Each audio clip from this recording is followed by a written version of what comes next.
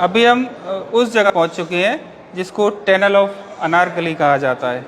ऐसा माना जाता है कि जहांगीर की एक प्रेमिका थी जिसका नाम था अनारकली, जिससे वो मोहब्बत करता था।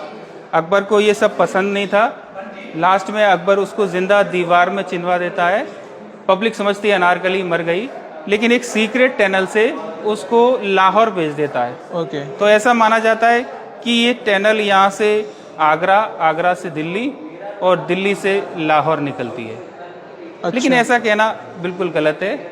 ये जो रास्ता है यहाँ से आधा किलोमीटर दूर एक जंगल में निकलता है, और वहीं से जो दूसरा रास्ता छटता है वो सलीम चिश्ती की जो नीचे इस्लाम रिलीजन में जो एक्चुअल जो ग्रेव होती है वो कच्ची ही होती है। जैसे आगरा में शाहजहाँ और मुमताज़ की नीचे कच्ची ग्रेव है, वो सलीम चिश्ती की कच्ची ग्रेव तक पहुंचता है, और वहीं से दूसरा रास्ता निकलकर जो है जंगल में पहुंचता है। तो ये रास्ते उस समय के लिए हुआ करते थे कि आपातकालीन स्थिति में कोई राजा अटैक करते तो वो यहाँ से निकलकर बाहर पहुंच जाए सेपरेट। अच्छा।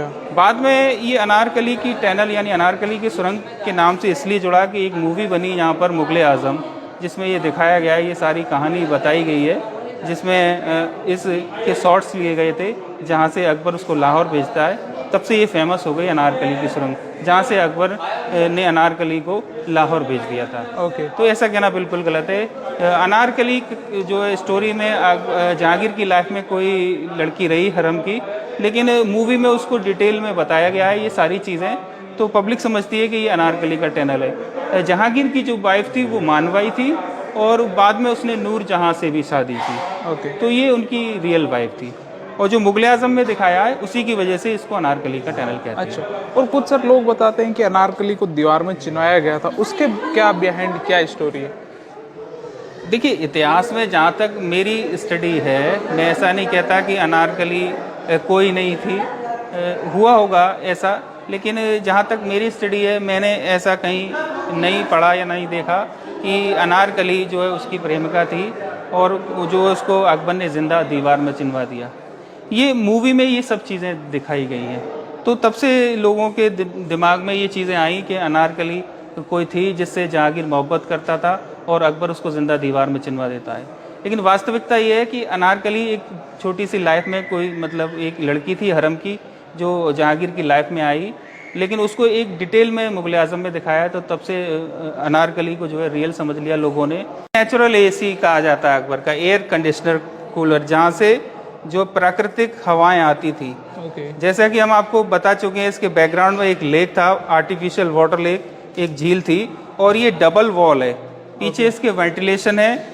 जब उत्तर से दक्षिण की ओर हवाएं चलती थी वहाँ से फंसकर और यहाँ ठंडी होकर निकलती थी। तो अकबर यहाँ फ्री टाइम में अपनी रानियों के साथ, तीनों रानियों के लिए 3 सेपरेट कूलर बनवाए गए, जैसे कि 2 आगे भी हैं। और उस टाइम में यहाँ पर ये ग्रेव्स नहीं थी, ये ग्रेव बाद में डेवलप हुई है। यहाँ बैठ के वो ठंडी हवाओं का आनंद लिया करती थी। बट अब भी वो लेक सूख चुका है तो इतनी हवाएं नहीं आती हैं, लेकिन फिर भी हम कहीं ना कहीं यहाँ पर ये हवाएं ठंडी महसूस कर सकते हैं। अच्छा जी।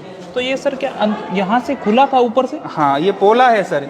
ये डबल वॉल है, एक वॉल और एक उस तरफ, बीच में ये हॉलो है, और उधर इसी तरीके से वेंटिलेशन है जो हवा फंस कर फिर यहाँ ठंडी होकर निकलती थी। अच्छा जी। तो ये हम पहुँच चुके हैं, जो एक मिनिस्टर थे अकबर के, रेवेन्यू मिनिस्टर राजा टोडरमल। हाँ जी।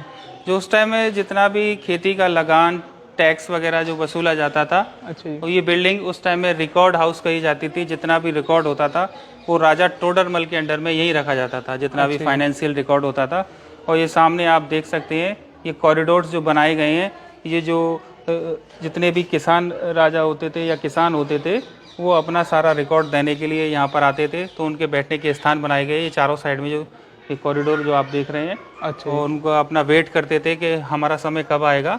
तो उनके वेटिंग प्लेसेस टाइप में आप कह सकते हैं, ये सारे कॉरिडोर उनके बैठने के लिए हुआ करते थे। और यहाँ सारा रिकॉर्ड रखा जाता था राजा टोडरमल के अंडर में, जो अकबर के 9 रत्नों में से भी एक थे। और राजा का उनको टाइटल दिया गया क्योंकि किसी छोटी रियासत के वो राजा भी थे, जो बाद में अकबर के अधीन हो गए और उनके मिनिस्टर में कहलाए। एक बहुत अच्छे गणितज्ञ भी थे, और राजा अकबर की प्रोग्रेस में कह सकते हैं कि इन 3 पर्सनैलिटीज़ का योगदान बहुत था, जिसमें से कि एक राजा टोडरमल और एक राजा बीरबल भी कह सकते हैं, और एक महारानी जोधाबाई, जो अकबर को आगे ले जाने के हकदार जिनको कहा जाता है।